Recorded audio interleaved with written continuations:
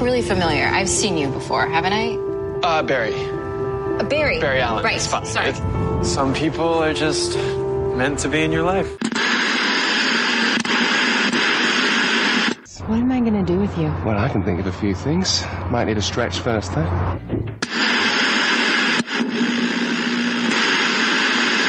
You told me the dead don't want anything. Either I'm willing to do whatever is necessary, or I shouldn't be up there at all. Which is exactly why I can't be. You can't kill murder. You can't get revenge on evil.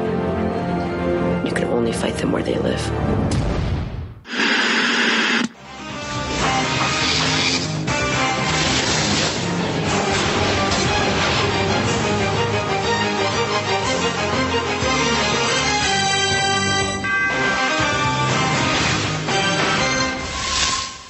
X-Men. Snicked. Schnickty schnicked. Hello, everyone. Welcome to the Fandom Zone, episode 87 for the week ending December 17th, 2016. Yes, it's almost over. I can see the light at the end of the tunnel and also doom coming around the corner as well. Who knows? Let's focus more on the light. Yeah, Go let's do to it. the light. Yeah. Who knows? Come, children, all are welcome. All are welcome. welcome. Yeah. So we're here again to talk about comic book shows, and we have gone from a zillion comic book shows to two this week. Two.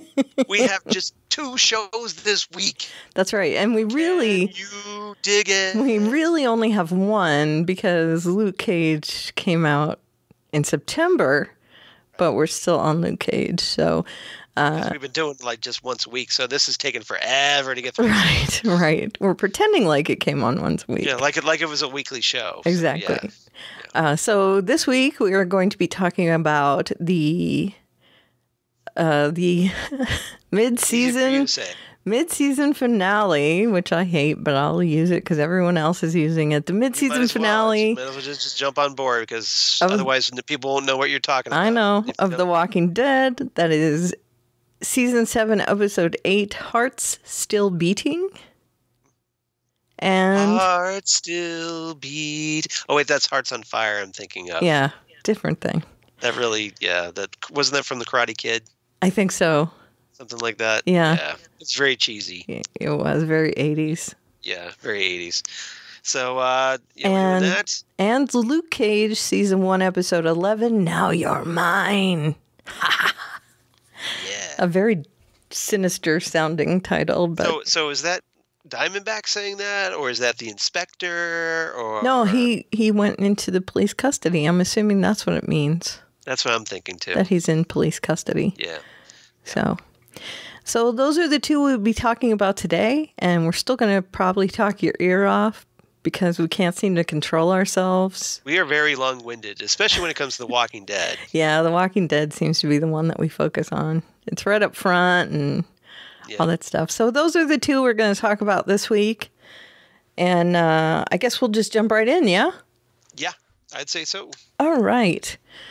So, Heart's Still Beating, the 8th episode of the 7th season, where we go into our winter hiatus. Yep. Written by Matthew Negrete and Channing Powell, directed by Michael E. Satrazemis. Matthew Negrete. Yep, Matthew. Interesting. Yeah. He's like a brother. Who is this? This is family. This is nepotism, yes? Nepotism in Hollywood? No. Get out of here. Who would do that? Shut your mouth. Just talking about nepotism. Okay. So my A story, B story, C story, and I have a D story as well. A story, 8 Balls to the Wall. Right. Which is the Alexandria story. I think that's my favorite this week. Do you? None of them are very good because I did them last minute. They were very last minute, but... Very last minute. I actually kind of like 8 Balls to the Wall. Okay. B story is Land of the Free, Home of the Brave, which would be Daryl escaping. I feel like I should get up and salute. Right? Or put my hand over my heart or something. Right. Do you know how many times I've sung that? Really? Yeah, probably a million. Who did you sing it for? Well, I was in chorus in high school, so we used to sing for the okay. football game. Like if you went to ball games and stuff. So yeah. Yeah, and we used to sing for the football game and all that stuff. So yeah, and I have sung it solo a couple times. Now, are you one of those that just plows right through, or you do that kind of ooh, draw it out, the affecting? Nope. I sing it pretty straight. Pretty straight. Some singers really want to drag that out. No. I'm thinking Aretha Franklin type stuff, dragging it out. Okay, my voice is really good. I have to say that. I'm not tooting my own horn, but if I sing, if I solo, my voice is good.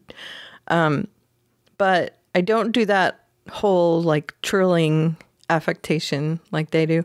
However, I can be a little dramatic with the high notes. So I belt out that you go all land Adele. of the free. I do that really loud.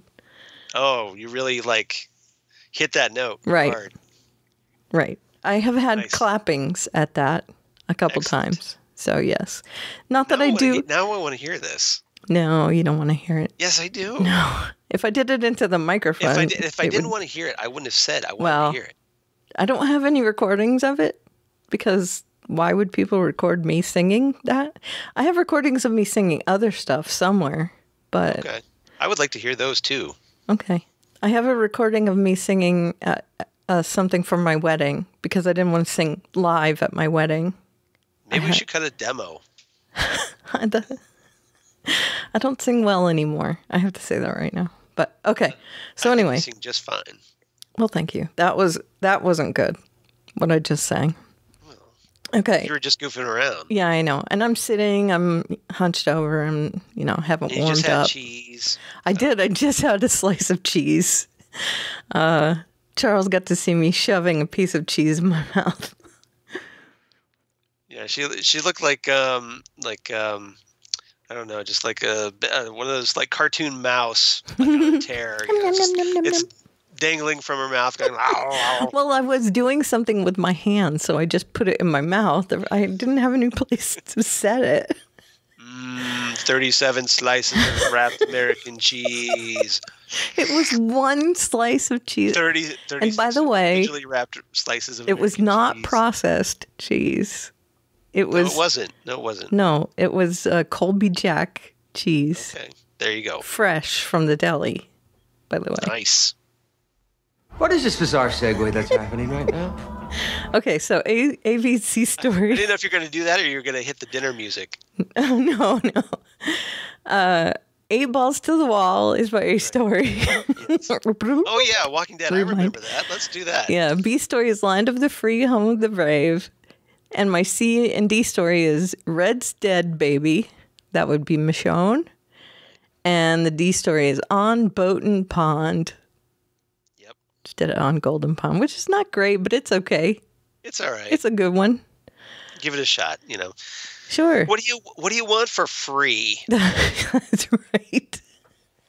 You want better? Start paying us. That's right.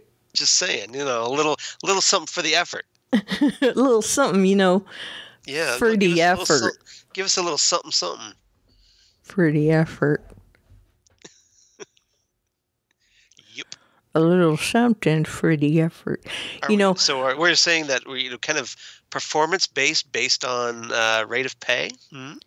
So I got that going for me, which is nice. Which is nice.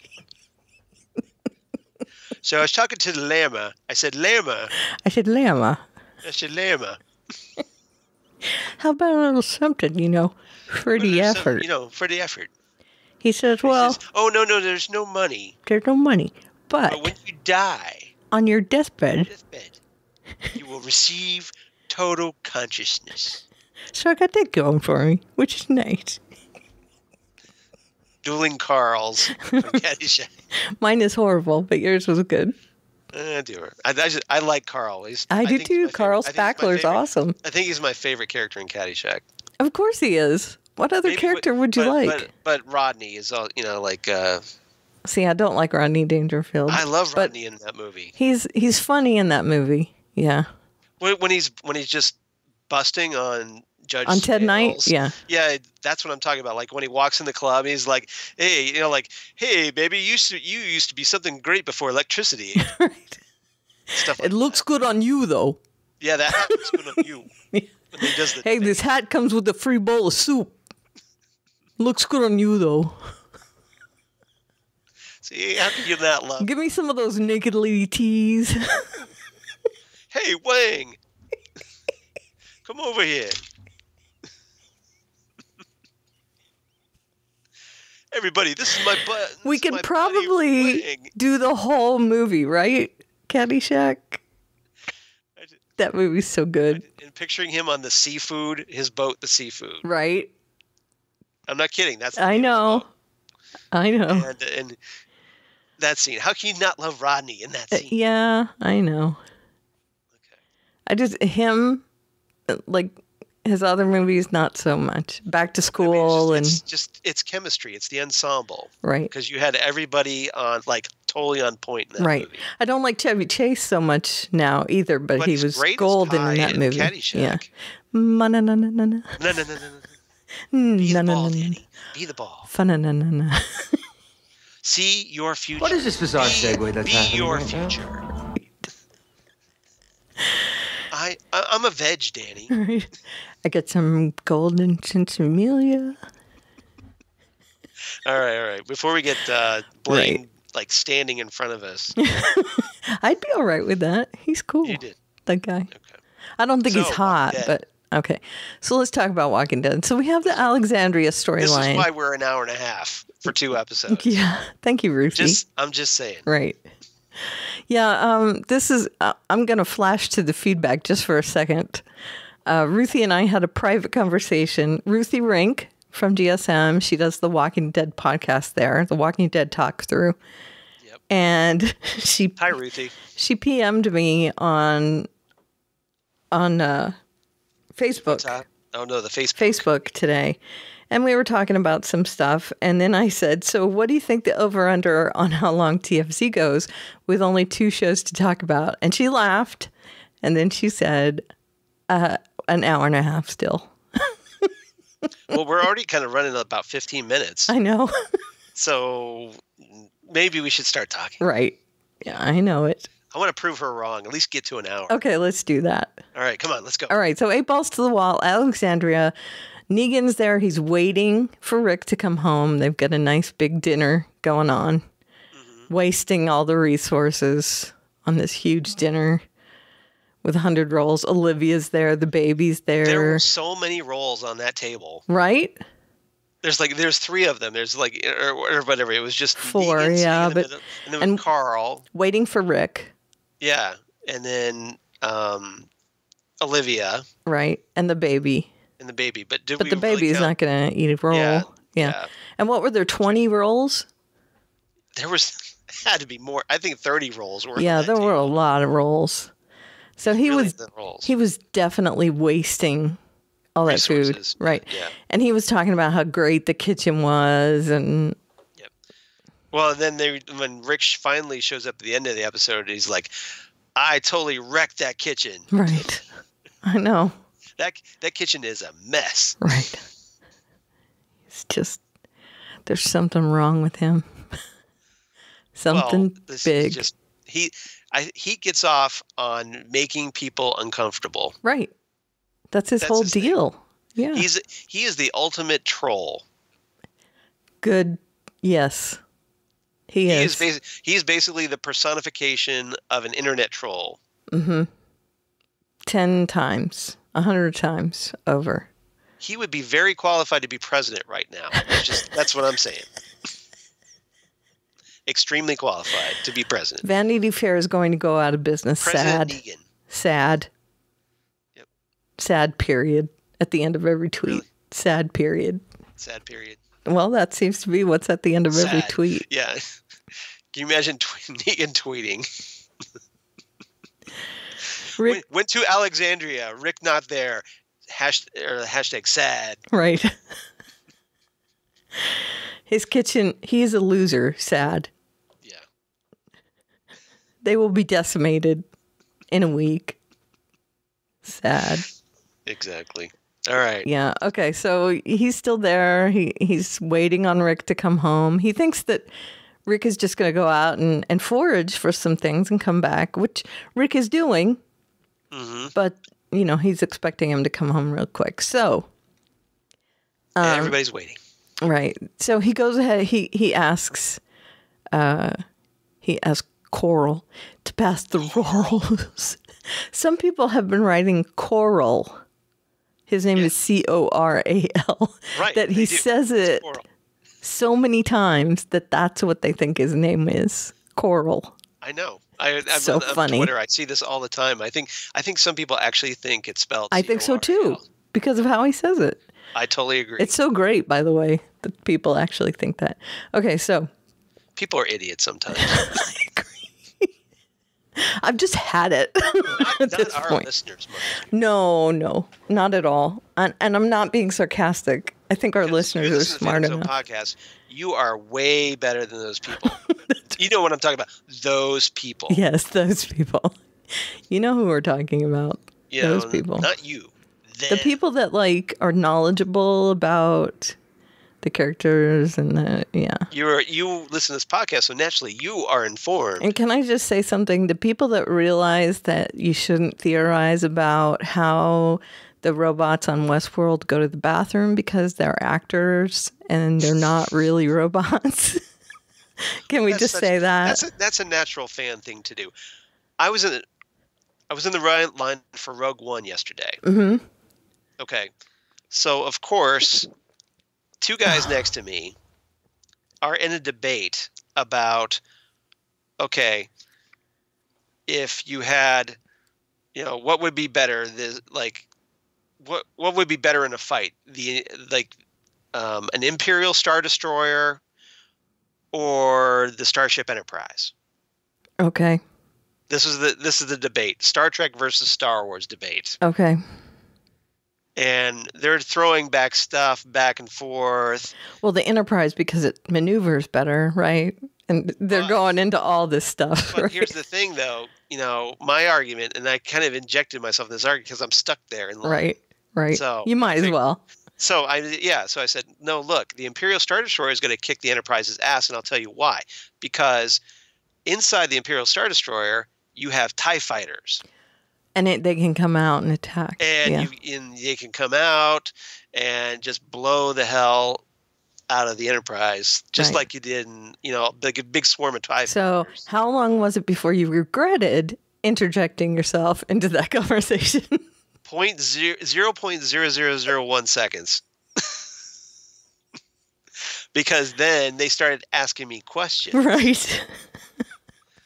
So I had to say, well, obviously the better fight would be to have the Klingons versus the Empire. Right, because they have stealth technology. Exactly, and they're more geared toward fighting because the Federation are a little weenie.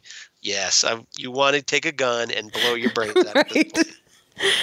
Right. Well, and this is the point where I really wanted to say, but I'm actually a Doctor Who fan.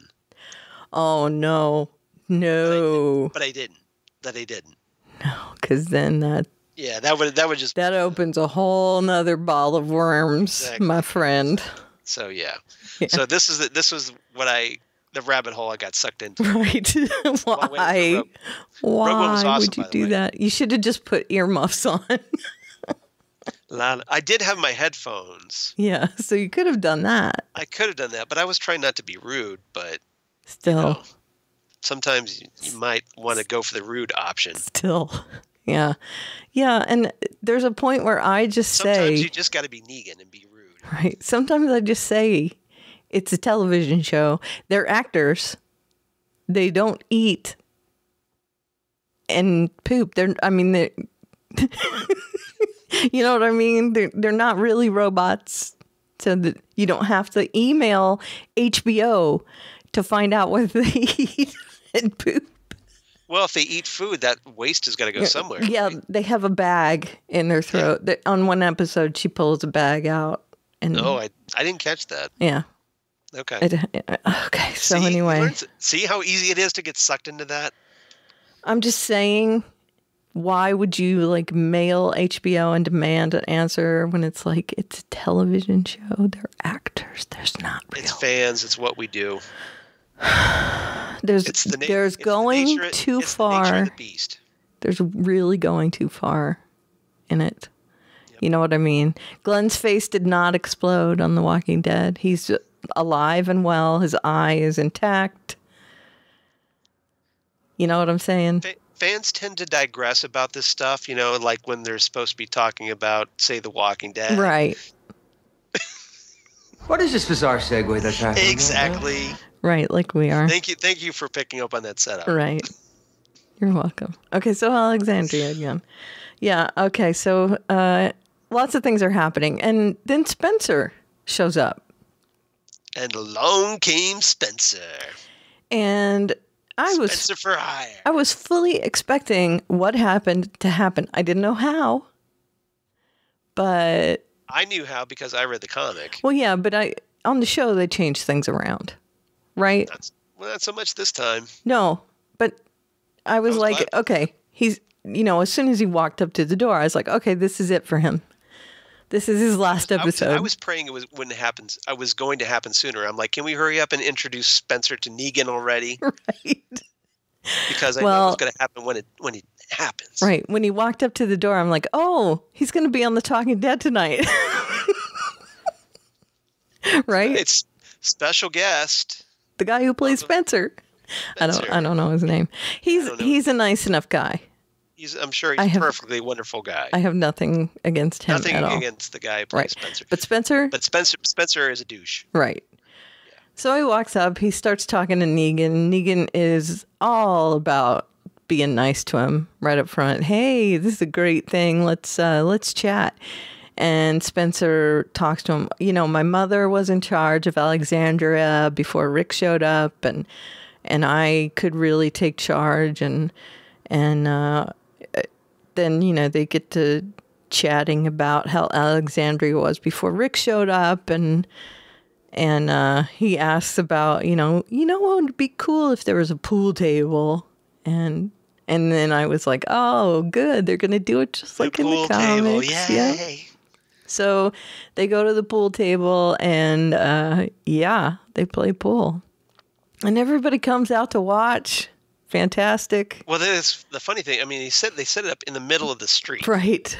He has his guys bring the table out and put it in the middle. Well, I think he has an idea of what's right. Because he wants everybody to see right what he does. Right. Well, he already knows that Spencer. He has no respect for him because he waits for Rick to be gone to try and make his move.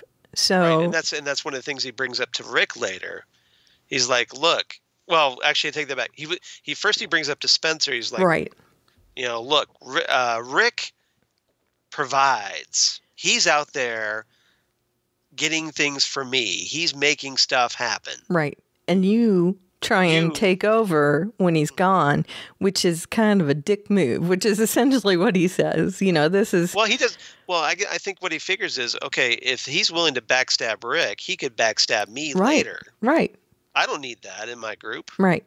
I need somebody who's broken. He's kind of a coward as well on top of that. Well, he's a weasel. Right. So... Yeah.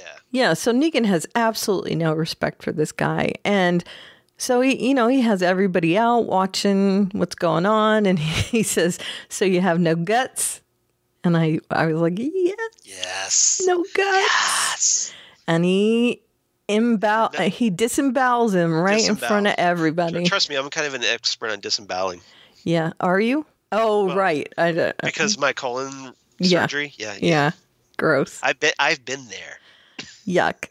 Well, not exactly. Not like Spencer, mind you, but you weren't holding them in your hands. Not that I can recall. I was out. It was under anesthetics, but I kind of doubt it. Yeah. So he died in a bad way. In a very good way for us. Sure, I was happy with it. I think everybody was just like, "Yeah, Spencer's gone." Yeah. Do you think anyone was upset? the actor playing Spencer, I think, was probably the only one who was upset. Yeah. I don't think that a lot of people in the town were super upset by it. Well, nobody seemed to like him. Right. I just think maybe they were upset that Negan was kind of Especially forcing his hand again, you know? Right. Well, I think it's just, some people in Alexandria, and I'm thinking like people like Eugene, are just horrified by violence in particular. Right. Still, after all this time in the zombie apocalypse. Right. And Negan is that kind of guy, that takes advantage of that because he's like, look, I got to keep these people in line. I got to give them a little shock value. Right. To get them to pay attention to what I'm telling them to do. And he doesn't know whether anyone's going to be horrified by this or not. He doesn't care. No. But he doesn't know. So him doing it in front of everyone serves whatever purpose it'll serve. It could horrify people. It could make people upset. It could do whatever.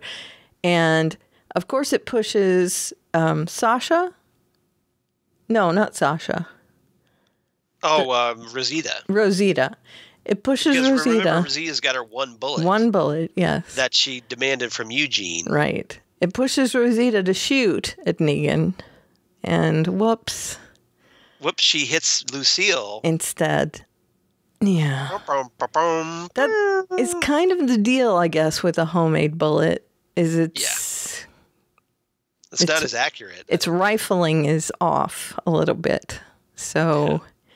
Yeah, not as accurate. And we know how much he loves Lucille. Yep. He wasn't fond of that.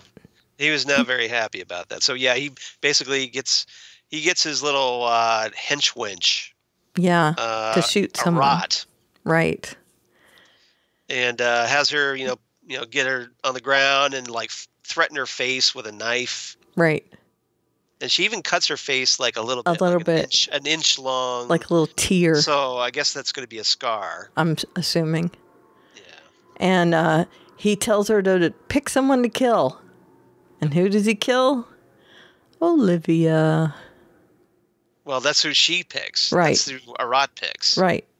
That's what I said. He says to her, kill someone. Kill someone. Right. Yeah. So, and Negan seems okay with it. Sure. He doesn't like Olivia. He's been... No, she slapped him. Right. So I'm sure she had it coming. Well, not really, but hey. In his eyes. Sure. Not in anybody else. And he demands to know who gave her the bullet. Where'd she get the bullet? Right. Because he has taken all those bullets. And people step forward and finally... Eugene owns up to it. And he proves it by saying how he made the bullet. And they get it. Okay, you did it. And he's sobbing. Okay, you're coming with us. Right. And they put the gun to his head and they take him away. And no one's happy about that. No. Because he's not strong enough, really, to go with They know he's going to break in a heartbeat. Right. So, yeah. So he's going to be making bullets for Negan at some point. As soon as he gets there, most likely. But there's going to be moves made as well on the chessboard. Right. So we'll see that when we get back from the break. In January, late January, is that? I want to say it was like February. Either late January or early February. Okay. So it's not too terribly long. So not very long. It's like a regular break, like the other shows. Right. Okay, Land of the Free, Home of the Brave. This is Daryl. And we can include Jesus in there as well, because he shows up. Right. And what was he doing there? Did we ever find out what he did? No. What Jesus did there? He seemed like he was just like lurking around. Right? They weren't really focusing on him at all. No. So maybe he got the lay of the land or something. I don't know. Maybe he was trying to. Get the lay of the land or try and get some intel. So maybe we'll find out what he got when they make their move on the place. I did think it was weird that all of a sudden he shows up there at the end once Daryl escapes. Well, he heard commotion most likely, but it is a coincidence, a pretty big coincidence that he shows up. There were, I don't know why. We don't know why, right? I mean, There's nothing about it that I know. I'm still trying to figure out why Daryl had an A on his shirt. Me too. I don't know why at all. Like, is it because he was Alvin from the Chipmunks? I don't know. It looked like the Alvin shirt, right? I don't know. Alvin! Right. Yeah, I don't know either why the A is there. But Jesus does show up there, and Daryl, he talks to Daryl. Daryl is killing Fat Joey, who doesn't really deserve it, but no, and they kind of brought this up in Talking Dead, how he just unloaded on Fat Joey, probably because he had all that pent up rage, right, and anger. It was Fat Joey was just the first thing he came across, right. It was just a convenience thing. Mm-hmm. So sorry, Fat Joey. Sucks to be you, Fat Joey. Yeah, too bad.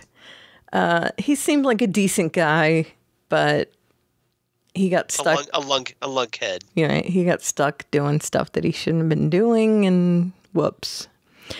So Fat Joey's out. Spencer's out. Who else is out in this episode? There was one other person, right? Oh, Olivia, right. Yes. So those are 3 named characters in the show. Taken off that are out, right. Yeah. Although Olivia wasn't she wasn't a major player. Well, neither was Fat Joey, but Spencer was. Right. Spencer was a player for a little bit. Yeah. So 3 people down so far. Well, it is a mid-season finale. I know. I just wanted to keep track of it. Gotta have a body count. Gotta have some body counts. Yep. And Daryl gestures to Jesus, and he's going to take his motorcycle and get the hell out. And the keys, I guess, are still in the motorcycle. I thought he just took a motorcycle. I don't think it was his, because remember, Dwight has his. Okay, so he just took a motorcycle? I think he just took a motorcycle. I was trying to pay attention. I was like, wait a minute, that's not his motorcycle. Okay. Unless I'm wrong. It doesn't really matter which motorcycle he took, but I mean, I'd like for it to have been his. But I think there's going to be a reckoning where Daryl confronts Dwight. I hope that he just kills Dwight and takes all his stuff back. Because he's got to get his crossbow back. He's got to get his bike back. And his vest. His jacket. So, yeah. Yeah. I'm guessing he's just going to kill Dwight and take all his stuff back at once, which would be great. So he and Jesus take off, and before they do, Jesus manages to get like a long-range walkie-talkie off of Fat Joey. Right. Smart move. So now they can listen in to what's going on. Right. And I am guessing that Jesus has some intel, a lay of the land. He did something while he was there. I would hope so. I would too. I think he did. I think that was his plan, to sneak around and find out what was happening. As we know, that's kind of his deal. His gig is to sneak and Jesus do things. is a ninja. See? And he can walk on water. He really should have been with Rick. He can save people and, yeah. Right. Yep. Okay, so they managed to get back and they're driving along. Okay. And these will all dovetail together at the end.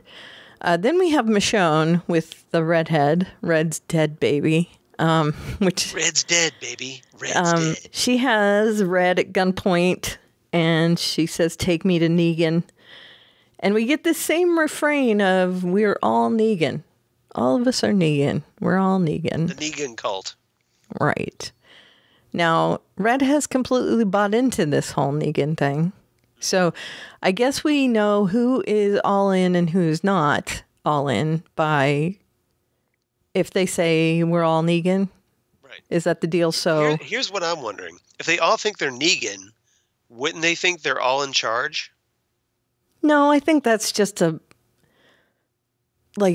they're part of the machine of Negan. I think that's just we're Team Negan. Right.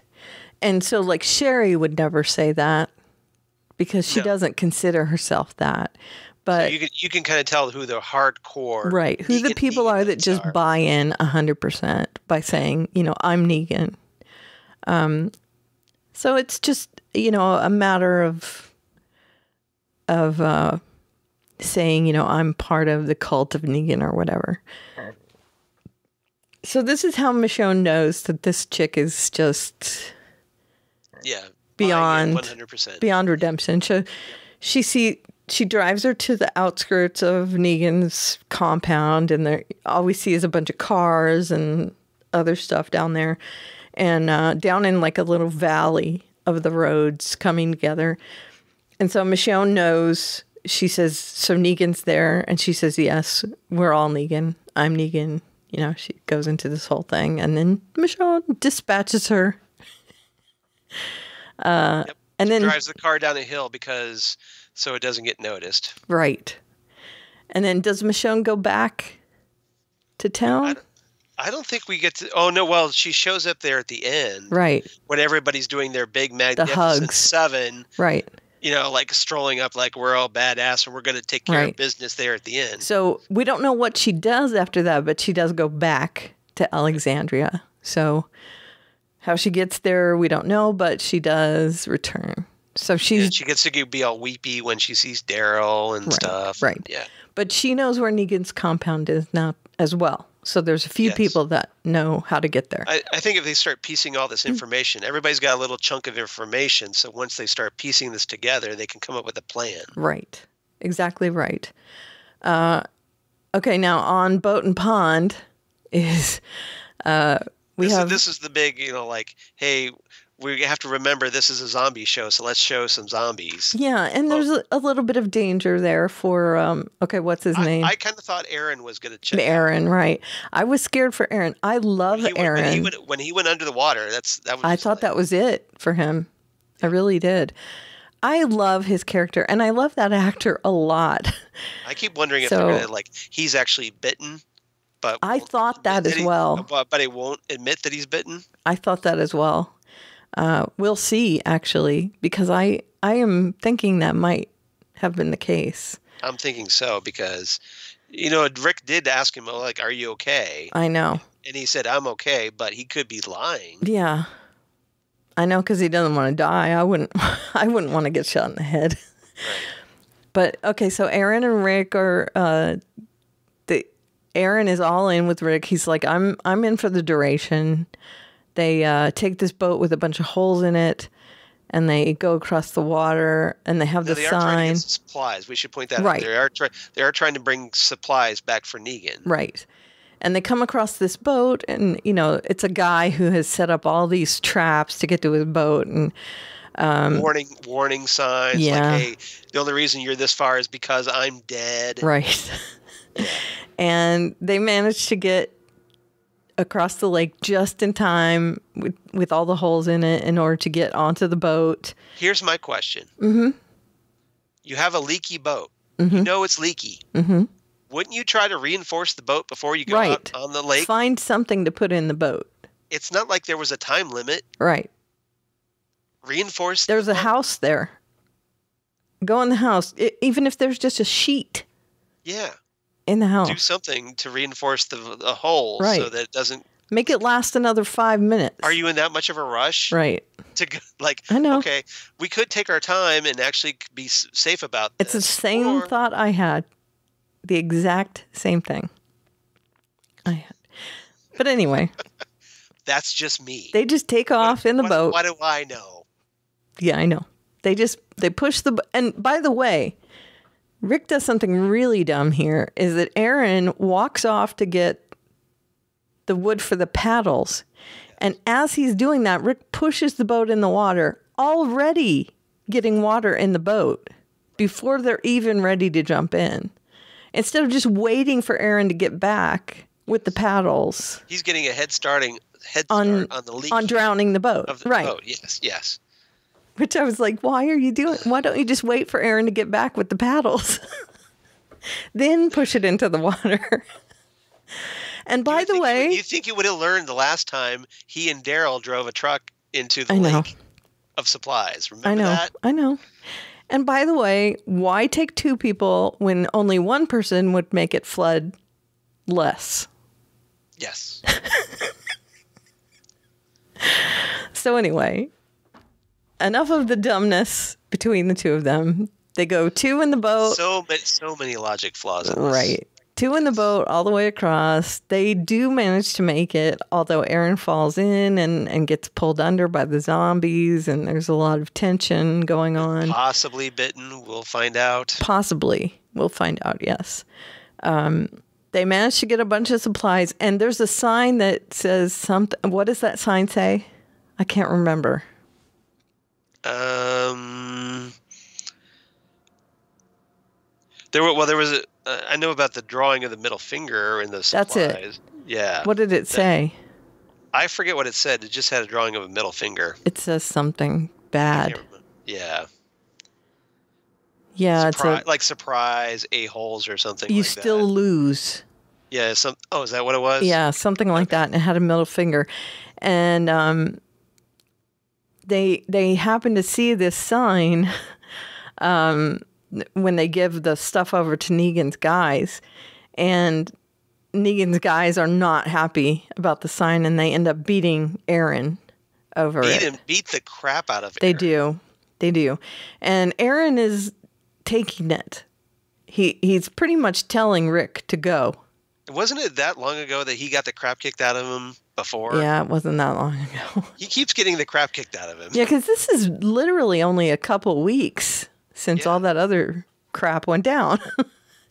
That's what I'm saying. So, yeah,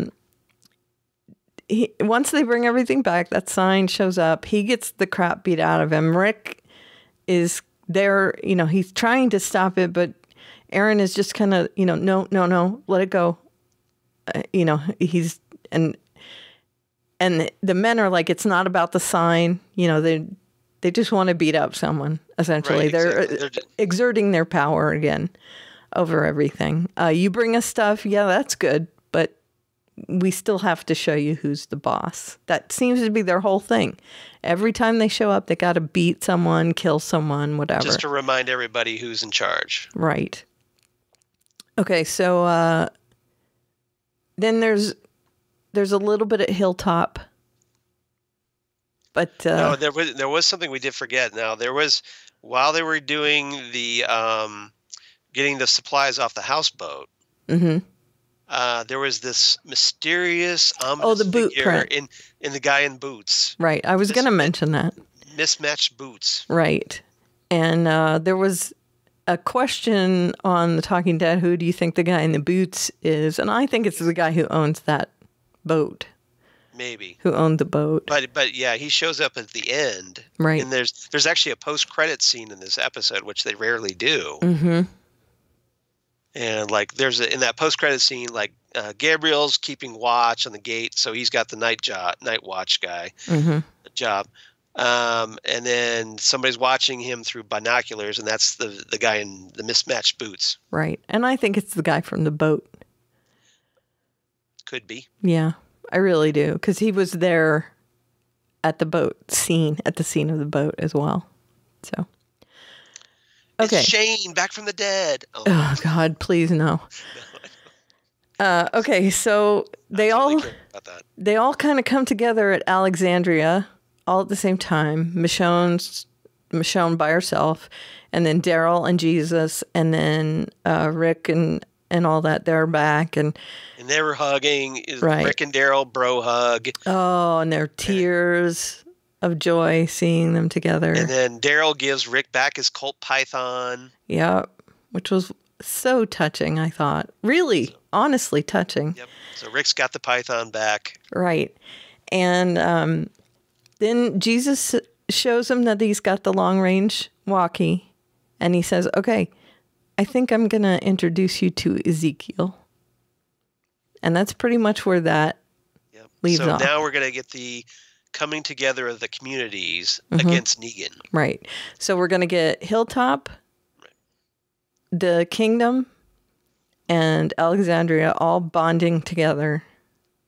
Oh, and we had a little bit with Carol and Morgan in this episode. Yeah, we did. But basically, like Morgan or Richard, one of the guys from the Kingdom, shows up at Carol's little cottage and says, "Hey, look, why don't you help us fight the Saviors?" Right. And Carol's like, I'm done with that now. Right. And he's doesn't know that she's capable. Morgan says, you have no idea. Yeah, exactly. She's crazy good at the fighting, and she says, "No, I'm going to be by myself. I'm out." And Morgan's all like, well, I don't want to fight, so I might end up leaving. Right. And he says, "I didn't even want you to see me this time," and he is gone. So who knows what's going to happen there? I have a feeling they'll both join up, though. I want Carol to get out of this funk. Yeah, she is just. I'm really tired of this. I want sneaky, badass Carol back. Right. Now remember, neither of them know what happened with Negan and the bat. Right. So I need something to snap her out of this. I think learning about mostly Glenn is what's going to snap them out of it, because they both knew Glenn. That's true. Way back in the beginning. That's true. So that might do it. So is that Is that everything? I think that's it. Yeah, Okay. I think that's it. I liked it. Wasn't the best episode for me, but I liked it. Yeah. So what was your rating? I gave it 8 walkie-talkies. Nice. And I liked it. I actually kind of like this one.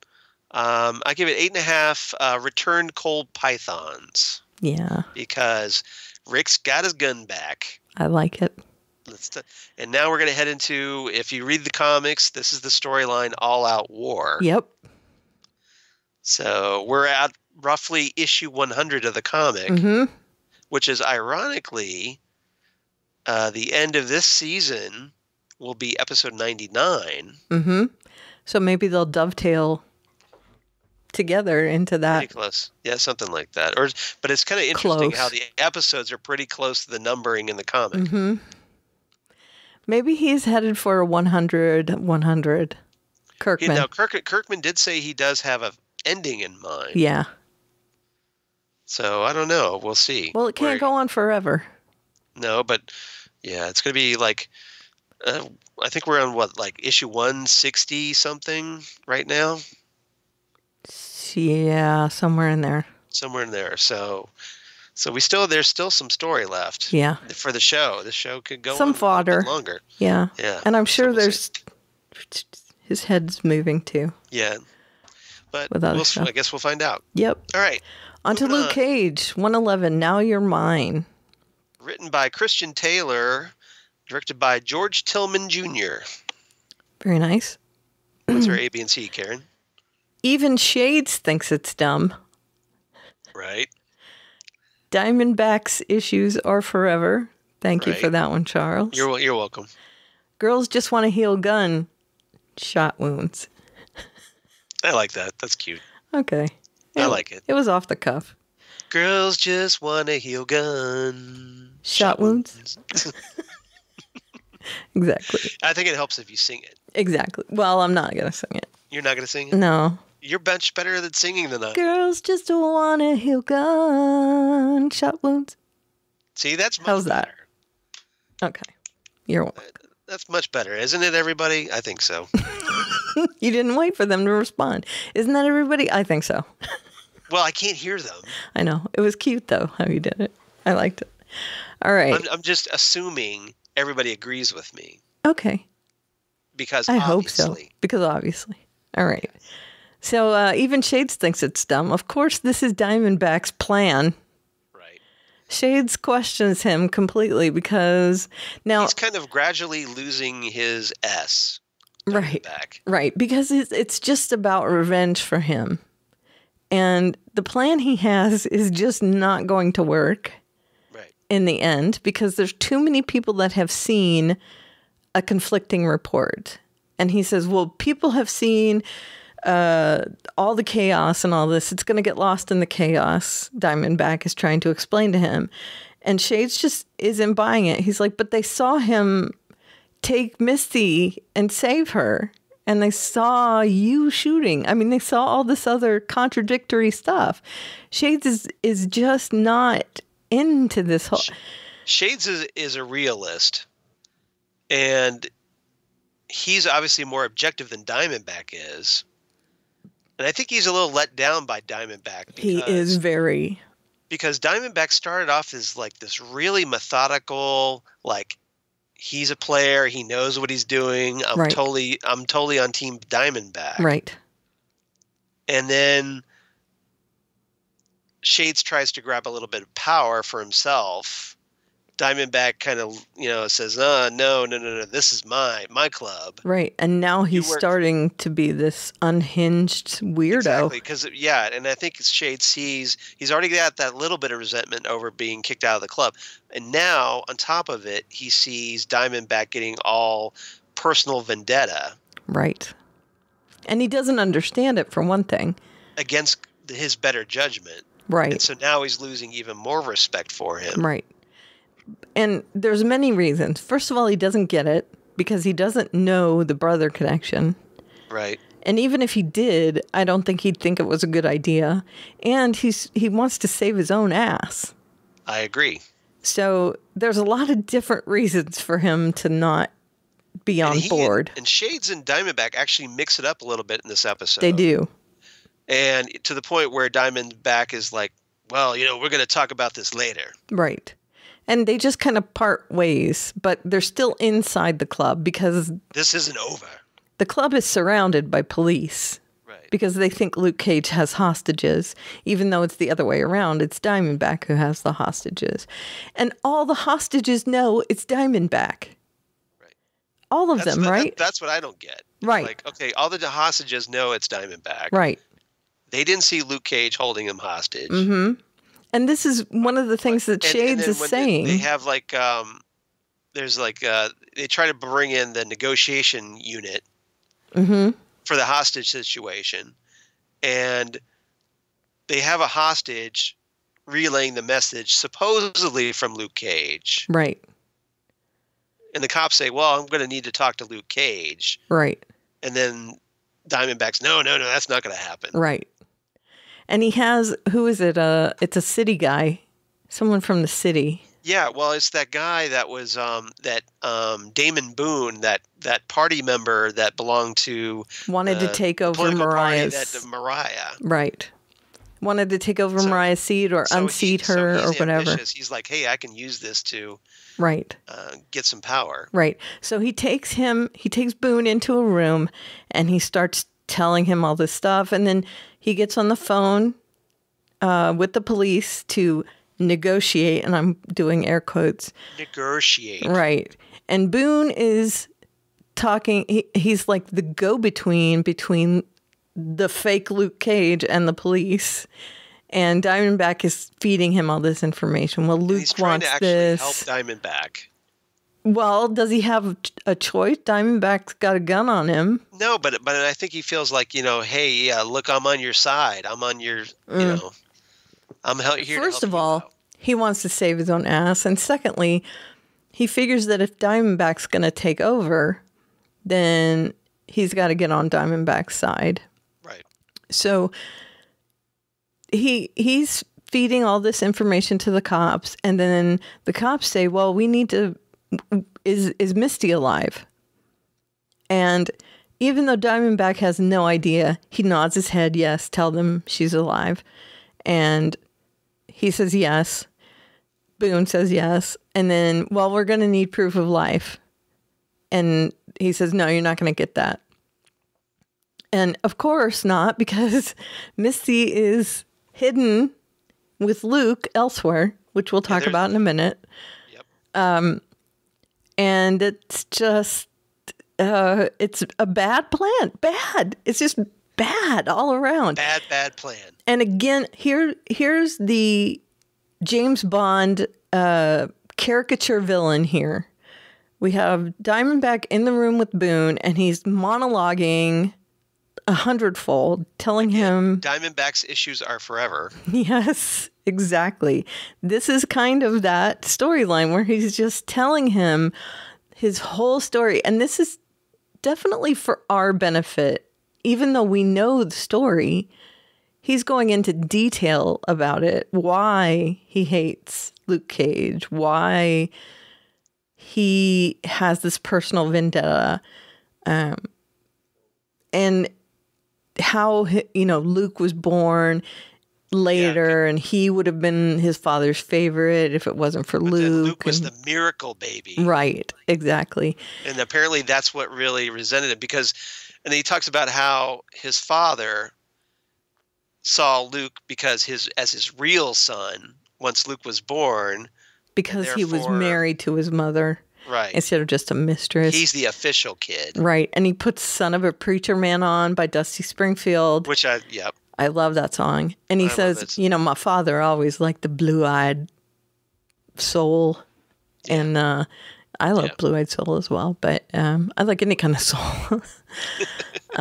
But that song in particular, Dusty Springfield, is great. If you watch Pulp Fiction, you know how good that song could be. It is fantastic. It's a nice backdrop on this too, but he is nuts. Yeah, he's apparently got just so many issues. Right, and they're overriding his logic and common sense. Right. So he's monologuing. He's telling this whole story. It's obviously for our benefit. Obviously. So we understand the story. And then at the end, Boone says, so why did you tell me all this? And he says something to the effect of, so you can tell my mother. And then he shoots him because, his mother's dead. So, hey, say hi to my mom for me. Sort of dealio. And then letting go of a hostage would be him shoving Boone out the door as a dead body. Which is, wow, what a move. Terrible. And, the news goes wild over it. It's confirmed that the body that was shoved out the door was Boone. Damon Boone and blah, blah, blah. Right. And they're all the news media is really eager to pin this on Luke Cage, even though they have zero evidence. Right.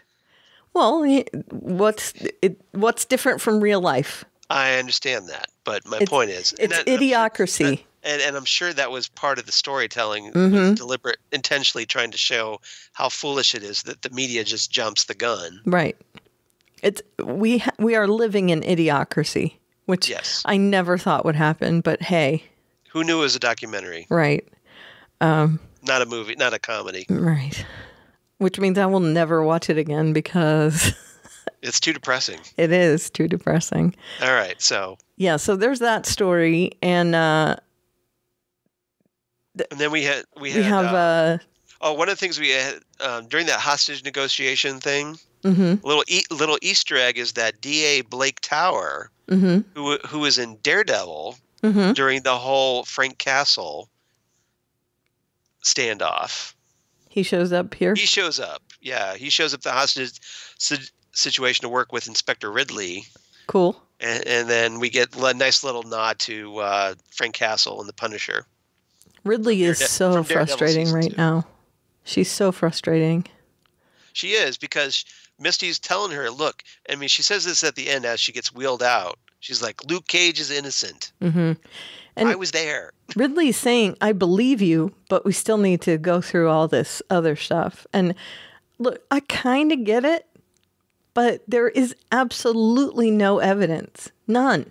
Well, and if you have one of your officers is telling you that he's innocent, wouldn't you trust that officer? Even okay, maybe you're suspicious about whether you can trust that officer, but still one of your officers. You gave her back the badge and gun. I know. I don't get it. But Luke turns himself in at the end. So is she in the pocket of somebody? Maybe Mariah? Well, she's friends with Mariah. That's what I'm saying. I wonder if she's in the pocket of Mariah. Right. So we'll find out. Okay, so the other story is that Luke's with Misty, and Luke knows that the building used to belong to Al Capone. Right, Harlem, whatever. It's Harlem. Yeah, Harlem's Paradise Club. Right. So there's like secret passages. Right. So they used for prohibition bootlegging. So he opens up a hatch under the floor in the kitchen, and they go down in the hatch to the secret basement, and they end up down there hidden. And of course, Diamondback can't find them, which is good. Right. And this is why Diamondback has to do all this vamping upstairs because he has no idea where Luke is. And Luke and Misty are... I gotta rant to somebody about my daddy issues. Right. Luke so I'm and gonna go Misty in the are... loudspeakers. Yeah. And shout it to everybody. Right. Luke and Misty are downstairs, and he's trying very hard to stop her bleeding from being shot because everyone saw Diamondback shoot her. And he's not doing the best job ever, as he is told later by Claire that the tourniquet is placed way too close to the wound. And so she's like, "Yeah, you're all the bulletproof, and I'm the medical." I'm the medical. I'm the nurse. Yeah. Yeah. And she stitches up Misty's wound with dental floss. Well, a lot of doctors do that, like in the field. I understand that, which but is then brilliant. But interestingly, especially if you're a comics fan, she warns Misty, "Hey, this could cost you your arm." Right. And everybody else who's a comics fan who knows about Misty Knight is goes, like, "Ooh, bionic arm, right, yes, right, exactly. It's coming. It's going to happen." Well, it might. It might. It might. Okay, so she's in dire straits. Luke's trying to keep her from bleeding to death, and Claire figures out from the girl who has ratted on them because she took the bribe, Candace, right, that there is a basement. Candace is very upset about taking the bribe, and she confesses everything to Claire. So Claire sneaks out, goes downstairs. She knocks on the walls with a big wrench until she finds out where the place is by Luke putting a fist through the wall, which is her goal, essentially, is to get Luke to open up a path for her to get in there. And she helps Misty, as we said, bandages her up and stops the bleeding, but it's only stopgap until they can get outside. Well, and while Luke goes off to deal with Stryker, Claire is taking care of Misty. When that point, Shades figures out the hatch, right, goes down and confronts them. Right. He starts smacking Misty and Claire around. Right. Claire gives pretty good. Yep. So. She's not happy. Misty tries her best, but she's suffering from blood loss from her wound. But she tries to help out. Right. But it's mostly Claire who does the heavy lifting and knocks Shades' head into a pipe or something. Right. And knocks him out. Cold. And then they take Misty's cuffs and cuff him to the pipe. Right. And then they get out. Right. And then they're all like high-fiving. Yeah, we're awesome. Right. Right. Like, girl, you got some skills. No, you got skills. Right. Yeah. And then a lot of stuff happens. A lot of action. Finally, Luke manages to get Misty and escape. And everybody else comes out of the building. They end up surrounding him, taking Misty, and getting him to surrender.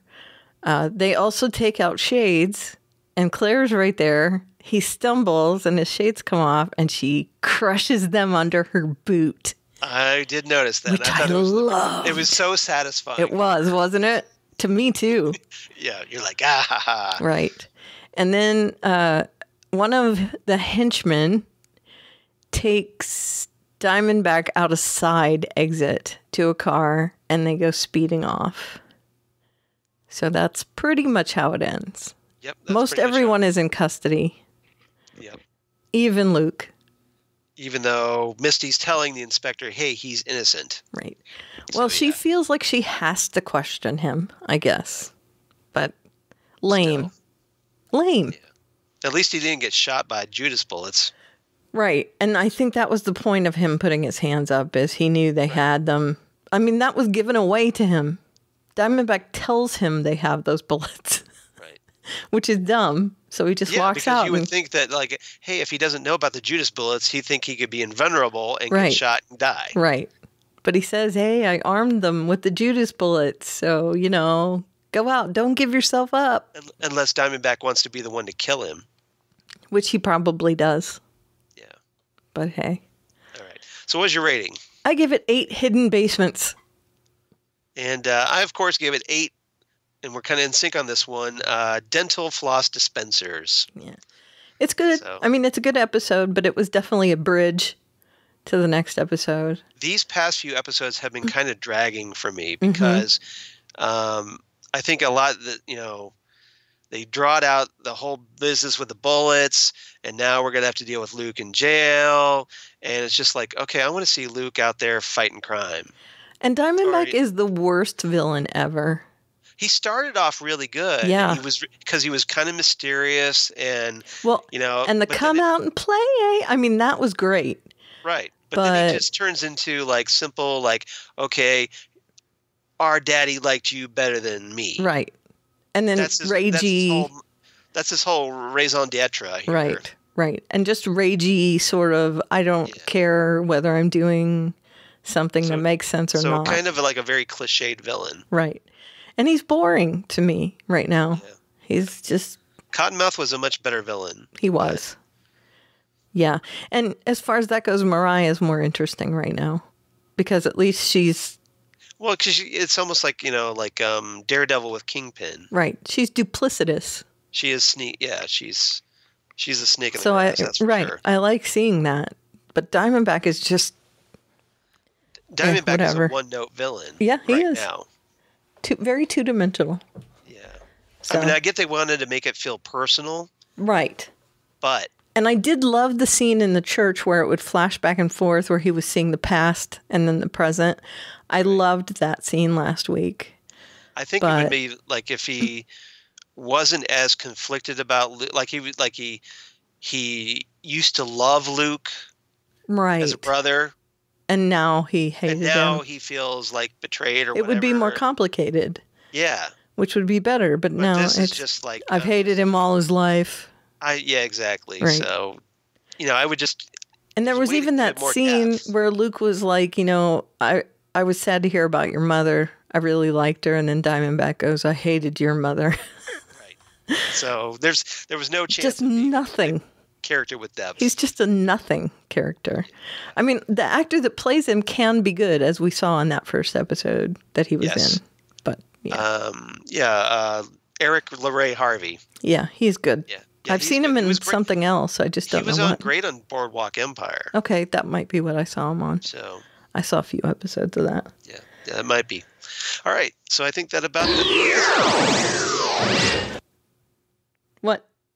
Meanwhile, at the Hall of Justice. That's right. I think it's time for feedback. Yeah. Yeah. Let's do our quick feedback. We have about 10 minutes before we get under Ruthie's estimate. So we gotta hurry it. Well, we only have feedback from Ruthie because there's no CW shows for Justina to comment on, but I'll say hi, Justina. Yeah, hi, Justina. We miss you. Yep. So Ruthie says, in response to your query about what you should do over the holidays, I have this to say. While I love hearing you guys every week, I know how grueling it can be to do a podcast week in and week out. A podcast.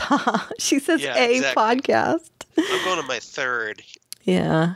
I have more than that. So I think you guys should give yourselves a break. You have my... Billions and billions of podcasts. No, I don't have billions.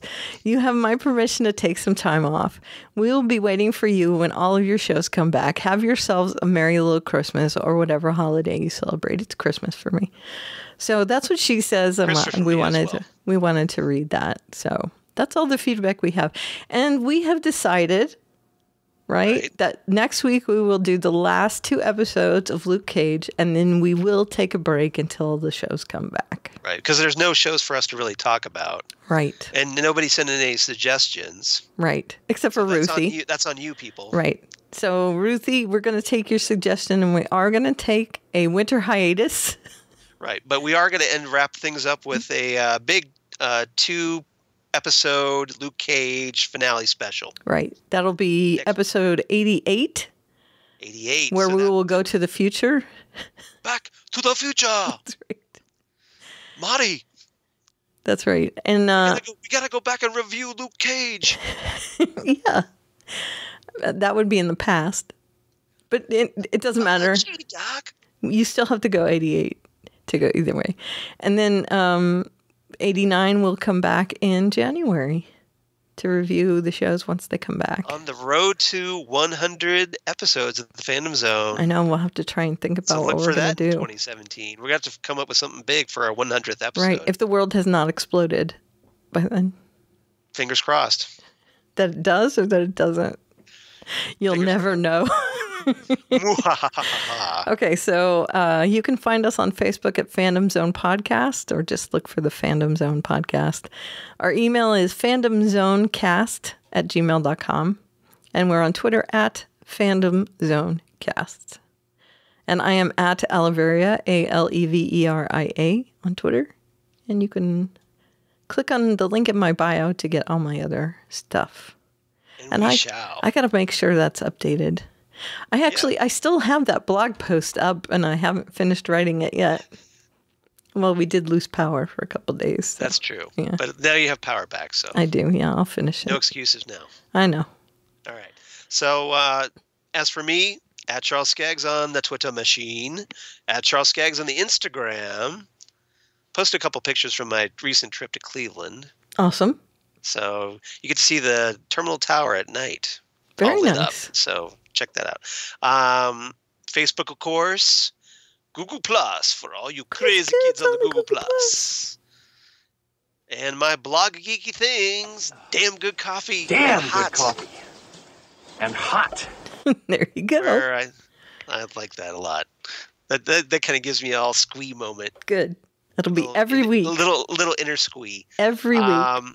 Where I talk about all these comic book shows and more, including Rogue One, a Star Wars story. I'm going to try and get my review hopefully done tomorrow. We'll see if I can finish it. But excellent. Because I got to get some Christmas shopping done. So, because I was out of the city for 4 days this week, so I got living it up with Cleveland. Shopping. Yeah, for work training. Yippee. Yeah, Cleveland in December. Woohoo! Very scenic with the snow, lake effect snow. Oh, so, yeah. We don't have snow yet, but it's gross and cold. It was cold and yeah. It's. I like Cleveland. I love the city, but in December, not so much. I could take it or leave it. Yeah. So anyway, but I'm back now. I'm back down in Columbus. So watch out, Ohio. Watch out. Yeah, exactly. All right. So, all right. Before Ruthie's estimate comes to fruition, we'll see you guys later. Yep. For episode 88. See you next week, guys. Bye.